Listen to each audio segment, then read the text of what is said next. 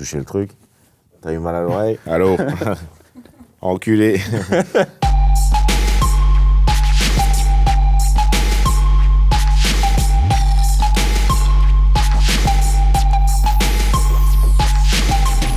J'évite le non-sens comme un virus. Superstar dans le ghetto, comme à la roulette russe. Les taux se resserrent, les crabes et le veto.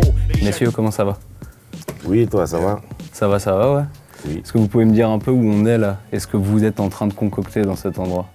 On est dans les studios, répétition avant l'Olympia. On va toujours peaufiner jusqu'au dernier jour. Donc c'est même pas un ordre de quoi que ce soit. L'ordre, on l'a déjà, c'est l'album. On va présenter l'album. Donc quelques gouttes suffisent. Ouais. Et là, voilà, on enchaîne des trucs. Chaque jour a ses idées. Il y a eu la tournée pendant un moment avec 2 balles. Vous avez après enchaîné avec la tournée L'Âge d'Or. En fait. Comment? Pareil. Ça fait un petit bout de temps en fait que vous arrêtez pas le live, quoi. Voilà. Tous les artistes aiment le live, tu vois. Les albums, c'est une chose, et puis le live, c'est une autre chose. Et on kiffe tous le live. Et on a un rendez-vous à l'Olympia, mais on va essayer de le donner bien. On n'a pas eu beaucoup d'occasion de faire tout cet album en entier. Et là, on aura l'occasion de le faire pour cette date d'anniversaire. Et voilà, donc tout ça réuni, ça prend un truc exceptionnel, entre guillemets. Spontanément, si on devait revenir 21 ans en arrière, même presque 22, quand vous commencez à élaborer l'album, c'est quoi le souvenir le plus marquant que vous avez de la création de ce projet? Je pense que moi, le truc qui m'a marqué, je sais pas si ça m'a marqué, mais qui était assez mystique et qui s'est avéré vrai après, c'est quand on a enregistré un titre et que la console a bugué et que Philippe Weiss, il a dit en général, quand ça bug comme ça, c'est disque d'or. Ouais. Philippe Weiss, c'est l'ingé son. Okay. C'est l'ingé son c'est le mec qui a mixé l'album. Et il a dit en général, c'est bon signe quand ça fait ça. C'est une période, un album que vous avez enregistré en combien de temps à l'époque? C'est un truc qui s'est fait assez rapidement ou ça a pris du temps, ça a été minutieux dans la mise en place? Les premiers albums, on dit toujours que c'est les albums qui se font de ta naissance à la construction du disque, donc forcément, c'est tout ce que tu as ingurgité depuis. Et après, dans la construction, je sais pas, peut-être une pige, je sais pas, hein, je dirais. Quand même, ouais. C'est un peu une découverte, donc on part sur un projet où on sait pas où il va arriver.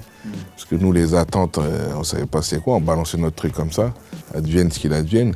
Donc avec le fait d'être en studio juste pour notre projet à nous, c'est déjà un truc de ouf. À l'époque, c'était quoi la mentalité? Vous saviez que vous étiez la nouvelle sensation? C'était pas nous la sensation, on était beaucoup avec la sensation arrivée.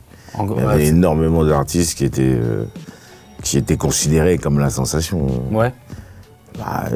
Sur les starting blocks, on était plusieurs. Lunatic, FF, t'avais énormément de gars qui étaient... T'avais Rof, t'avais énormément d'artistes qui étaient déjà considérés comme la sensation. Donc on n'était pas dans cette position-là, non, au contraire. Au niveau de ce que ça pouvait être en termes de vente, de chiffres et tout ça, on n'était pas au courant à l'époque. C'est pas comme aujourd'hui où il y a des trucs que vous... Aujourd'hui, les artistes, on leur dit la première... Non, vous avez c'était la première semaine. Maintenant, ils font quoi? Mid-week? Ouais, mid-week. La lundi, c'est des mid-week. C'est quoi ce bordel? C'est-à-dire que les mecs, ils te disent, t'en as vendu 6, t'es mort. Qui fait ça? Mais j'ai envie de parler au mec qui fait ça. Le problème, c'est les gens qui font ça et les gens qui prennent ça comme un indice. Je peux parler à l'enculé qui fait ça, mais c'est pas possible. Mid-weekend, mais laisse le truc se faire, putain. Mid-weekend, c'est du McDonald's, le truc. Et les mecs, ils disent, ah putain, c'est un flop. Quand on parle justement de ce premier album-là, je vais pas mettre des guillemets, du coup, on dit que c'est un classique, et je mettrai pas de guillemets. C'est un terme, je trouve, qui s'inscrit vraiment dans une époque, on était dans cette période, et je mettrai pas de guillemets non plus, d'âge d'or, du rap. On a l'impression que ce terme classique, il correspond beaucoup à cette époque-là, et qu'on a plus de mal d'avoir des classiques aujourd'hui. C'est la vitesse. Non, mais c'est vrai, et c'est valable pour le rap, et que c'est valable aussi pour le rock. Ouais. Pour ceux qui connaissent un peu, si tu parles en termes de musique rock, il y a une période où il y a des gros classiques rock et c'est plus le cas. La période, c'est fin 60, début 70, dans le rock, c'est énorme, quoi. Ouais. Des albums que des classiques, les mecs ils vont au charbon. Après, il a fallu attendre le grunge et les Nirvana, tout ça, pour arriver avec des gros albums. Mais sinon, tu vois ce que je veux dire? Ouais. Et donc voilà, et le rap c'est pareil, c'est vrai, oui, c'est une période. Parce que les artistes ils allaient au charbon. Ils voulaient faire des albums décisifs, des albums définitifs. Et ils étaient et comme je te disais tout à l'heure, il y avait énormément de concurrence et de bons artistes. De bons artistes disséminés dans toute l'époque. Ce qui fait que toi, quand tu performes, tu challenges par rapport au mec. Même si t'es pas dans le délire, je veux être le premier, je veux être ceci, cela, mais t'es obligé de faire en fonction parce que les mecs, le baromètre il est tellement haut que la barre elle est là. Il y a un truc important, prenez le temps de faire des albums. Et tout le monde prenait le temps de faire un bon album. C'était pas, voilà, tu vois. On parlait de classique, là si spontanément du coup on est dans une période, si je vous demande, le dernier projet que vous considérez comme classique, vous sauriez me le dire? Le dernier projet qu'on pourrait qualifier de classique?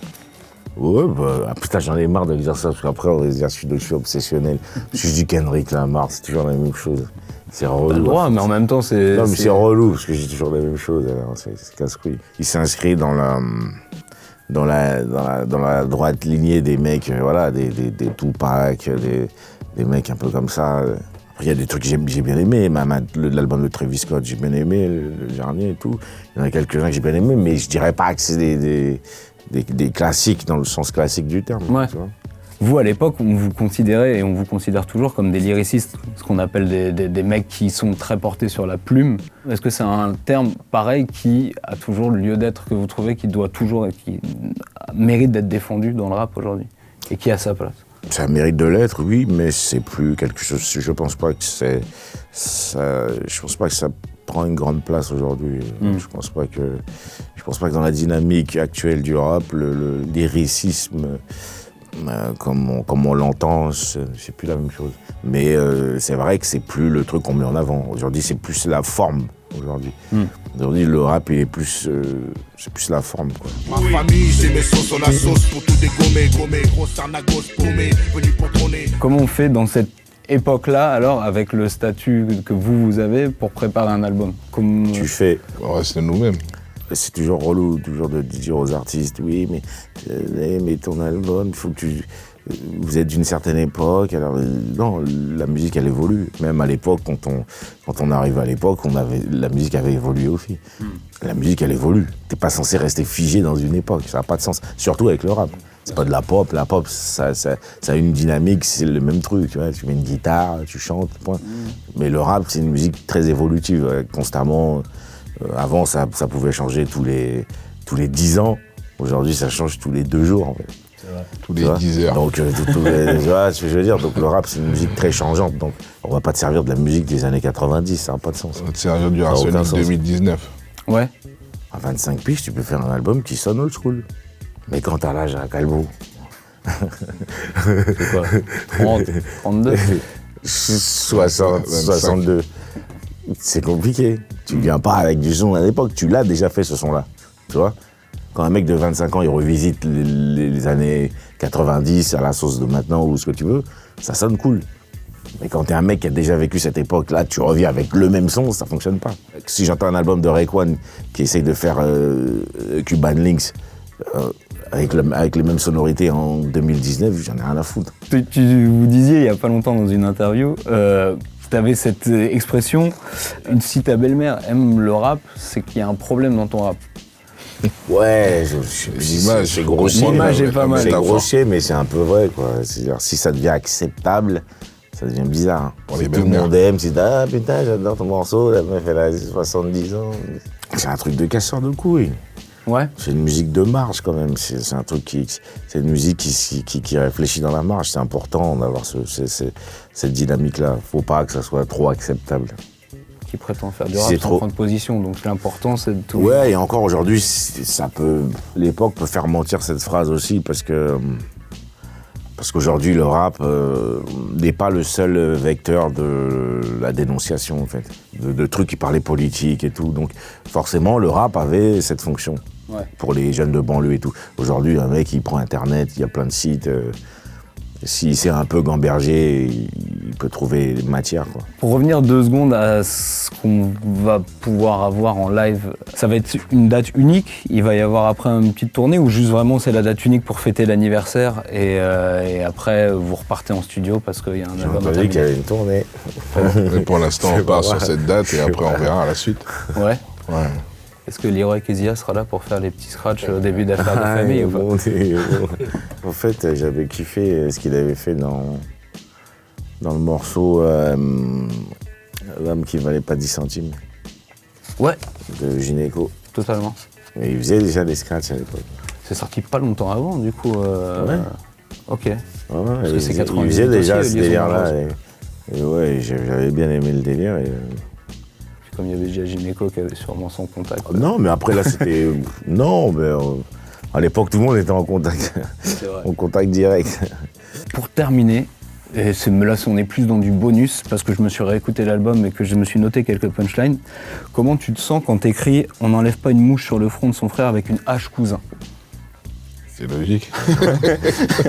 Dans quel état d'esprit t'es quand t'écris cette phrase-là? Est-ce que t'as une image en tête? Je suis drogué. J'ai essayé d'enlever une mouche sur la tête de ton cousin avec une hache.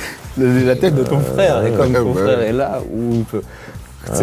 Est-ce que tu as une image? Parce que toi, je sais que tu es très cinéma. Est-ce que tu penses à un film? C'est parce que moi, j'aime bien les trucs imagés, donc ça me fait marrer. Donc, si la phrase me fait marrer, donc je le dis, en fait. C'est l'image, je me voyais mettre un coup d'hache. Un Renoir. Bouge pas. Donc ça me faisait marrer. Bouge pas, je vais te l'enlever. Comme ça me faisait marrer, ben voilà. Ne bouge pas, t'as un truc. Comment on sent quand on écrit l'espoir fait vivre, mais ceux qui vivent d'espoir meurent de faim? C'est bien que tu parles de ce truc-là, parce que, en fait, à l'époque, là, tu as dit punchline, mais à l'époque, le terme punchline n'existait quasiment pas. C'est vrai. C'est-à-dire qu'on n'était pas dans un truc de je vais faire une punchline. J'en ai écrit 3 mesures pour se dire que la 4e, ça va être celle-là qui va tout. Il n'y avait pas de délire de punchline, t'écrivais juste des phrases. C'est devenu des punchlines après, dans la terminologie et tout, mais sinon, à la base, c'était pas des punchlines, c'était des phrases qu'on trouvait fortes. Bon, peut-être des punchlines, mais de fait, il n'y avait pas ce terme punchline et tout, donc on se prenait pas la tête avec ça.